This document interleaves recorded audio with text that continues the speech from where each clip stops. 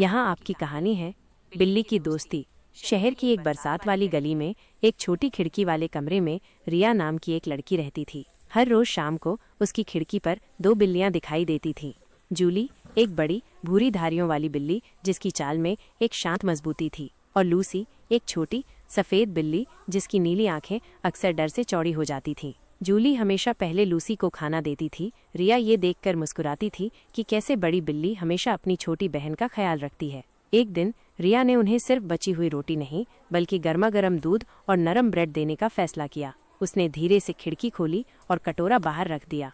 जूली ने सतर्कता से पहले सूंघा, फिर लूसी को इशारा किया। धीरे धीरे डरपोक लूसी ने भी अपनी जिज्ञासा को जीत लिया। कुछ हफ्तों में यह उनका रोज का अनुष्ठान बन गया। बिना एक भी शब्द कहे रिया और बिल्लियों के बीच एक अजीब सा रिश्ता बन गया था। ये बस एक मौन समझ थी, प्यार और करुणा का एक कोमल बंधन।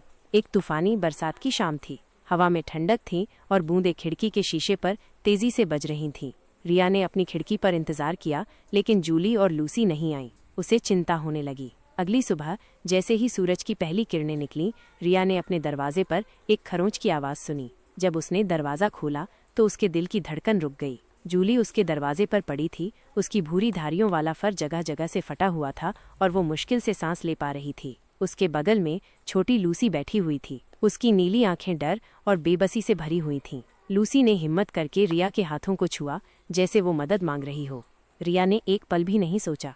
उसने धीरे से जूली को उठाया और उसे सावधानी से अंदर ले आई। लूसी भी तुरंत उसके पीछे पीछे आ गई। घर के अंदर गर्माहट भरा वातावरण था, जो बाहर की ठंड और बारिश से बिल्कुल अलग था। रिया ने दोनों बिल्लियों को एक नरम कंबल में लपेटा, उन्हें दूध और खाना दिया और उनके घावों को साफ किया।